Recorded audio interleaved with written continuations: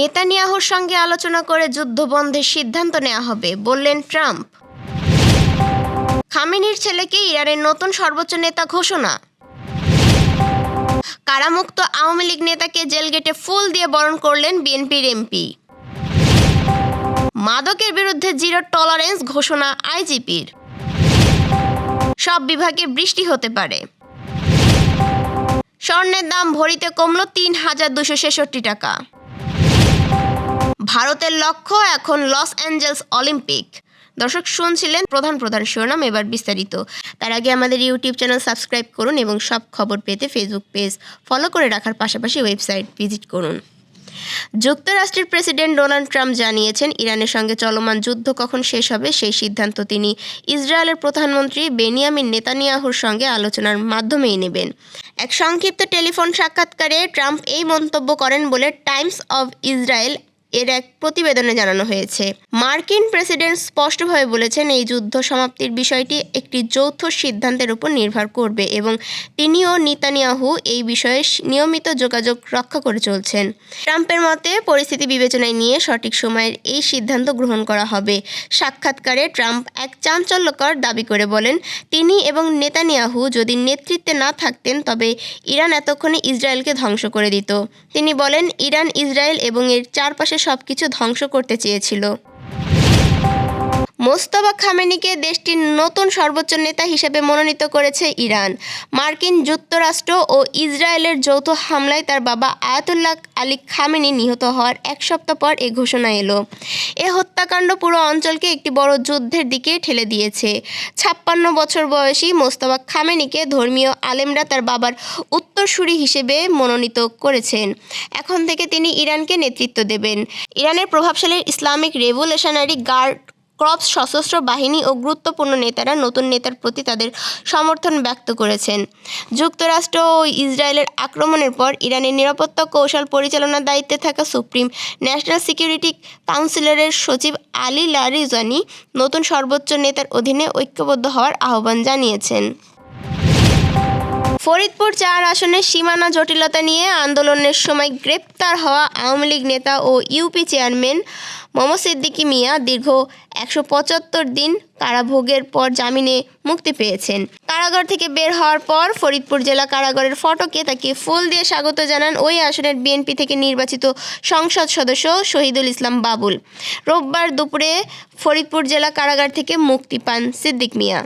তিনি ভাঙ্গা উপজেলার আলগী ইউনিয়ন পরিষদের চেয়ারম্যান এবং উপজেলা আওয়ামী লীগের বিজ্ঞান ও প্রযুক্তি বিষয়ক সম্পাদক। জানা যায়, ফরিদপুর ৪ আসন থেকে ভাঙ্গা উপজেলার আলগী ও হামিরদি ইউনিয়নকে কেটে ফরিদপুর ২ নগরকান্দা সালথা আসনের সঙ্গে যুক্ত করার সিদ্ধান্তের বিরুদ্ধে যে আন্দোলন গড়ে ওঠে তার অন্যতম সমন্বয়ক ছিলেন সিদ্দিক মিয়া। গত বছরের ১৩ সেপ্টেম্বর রাতে ফরিদপুর জেলা গোয়েন্দা পুলিশ তাকে আটক করে।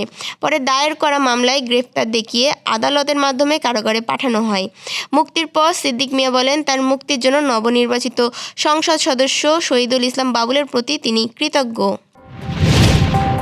পুলিশ প্রধানের দায়িত্ব দেওয়ায় সরকার ও স্বরাষ্ট্রমন্ত্রী সালাউদ্দিন আহমদকে ধন্যবাদ জানিয়ে পুলিশ মহাপরিদর্শক আইজিপি মোহাম্মদ আলী হোসেন ফকির বলেছেন, সন্ত্রাস, মাদক ও চাঁদাবাজির সঙ্গে জড়িত সব অপরাধীদের বিরুদ্ধে জিরো টলারেন্স নীতি ঘোষণা হয়েছে। সোমবার রাজধানীর আব্দুল গনি রোডে অবস্থিত পুলিশ হেডকোয়ার্টার্স মিডিয়া সেন্টারে ডিএমপির central command and control centre ভবনের নিচতলায় আয়োজিত সংবাদ সম্মেলনে তিনি একথা বলেন। দেশের সব বিভাগে বজ্রসহ বৃষ্টি হতে পারে, তাছাড়া তাপমাত্রা থাকবে প্রায় অপরিবর্তিত। সোমবার এমন পূর্বাভাস দিয়েছে আবহাওয়া অফিস। আবহাওয়াবিদ মোহাম্মদ হাফিজুর রহমান জানিয়েছেন, লঘুচাপের বর্ধিতাংশ পশ্চিমবঙ্গ ও তৎসংলগ্ন এলাকায় অবস্থান করছে। মৌসুমের স্বাভাবিক লঘুচাপ দক্ষিণ বঙ্গোপসাগরে অবস্থান করছে। মঙ্গলবার সকাল পর্যন্ত দেওয়া পূর্বাভাসে বলা হয়েছে, রংপুর, রাজশাহী, ঢাকা, ময়মনসিংহ, খুলনা, বরিশাল, চট্টগ্রাম ও সিলেট বিভাগে ২-১ জায়গায় অস্থায়ীভাবে দমকা হাওয়াসহ বজ্রসহ বৃষ্টিপাত হতে পারে। মঙ্গলবার সকাল থেকে পরবর্তী 24 ঘন্টার পূর্বাভাসে বলা হয়েছে রংপুর, রাজশাহী, ঢাকা, ময়মনসিংহ, খুলনা, বরিশাল, চট্টগ্রাম ও সিলেট বিভাগের 2-1 জায়গায় অস্থায়ীভাবে দমকা ঝড়ো হাওয়া সহ বৃষ্টি, বজ্রসহ বৃষ্টি হতে পারে। সারা দেশে দিনের তাপমাত্রা প্রায় অপরিবর্তিত থাকতে পারে এবং রাতের তাপমাত্রা সামান্য বাড়তে পারে।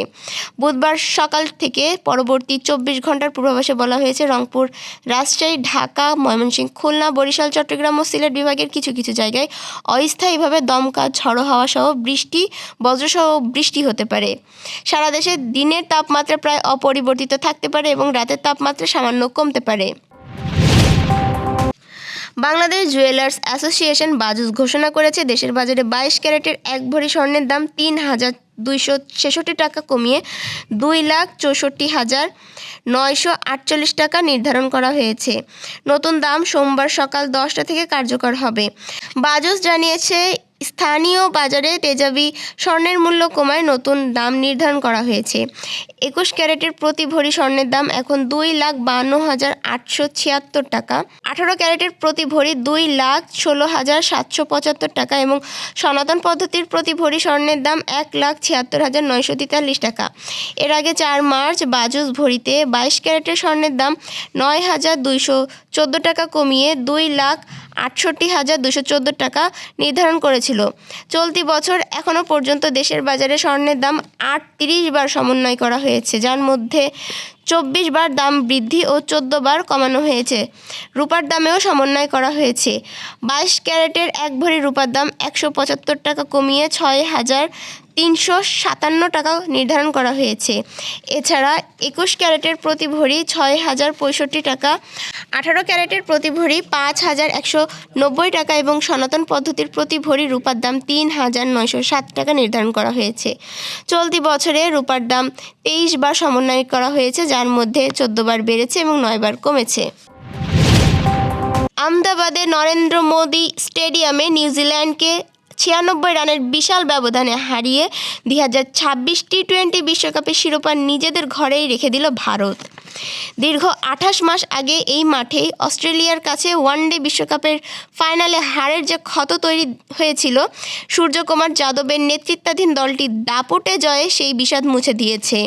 টানা 3টি আইসিসি ইভেন্ট, 2024 টি-20 বিশ্বকাপ, 2025 চ্যাম্পিয়ন্স ট্রফি এবং বর্তমান টি-20 বিশ্বকাপ জয়ের পর ভারতীয় দলের চোখ এখন 2028 সালের লস অ্যাঞ্জেলেসের অলিম্পিকের স্বর্ণপদক। লং অনে তিলক ভার্মার ক্যাচ ধরার সঙ্গে সঙ্গে আহমেদাবাদের আকাশে আতশবাজির রোশনাই আর গ্যালারির 1,32,000 দর্শকের উল্লাসে শুরু হয় ভারতের বিশ্বজয়ের উৎসব। পুরস্কার বিতরণী অনুষ্ঠানে ভারত অধিনায়ক সূর্যকুমার যাদব তার দলের এই বিশেষ যাত্রার কথা উল্লেখ করে ভবিষ্যতের বড় পরিকল্পনার কথা জানান। তিনি বলেন যে 2025 সালে চ্যাম্পিয়ন্স ট্রফি জয়ের পর ঘরের মাঠে দর্শকদের সামনে বিশেষ কিছু করার ইচ্ছা ছিল তাদের, যা এই হ্যাট্রিক শিরোপার মাধ্যমে পূর্ণ হয়েছে। এতক্ষণ সাথে থাকার জন্য ধন্যবাদ।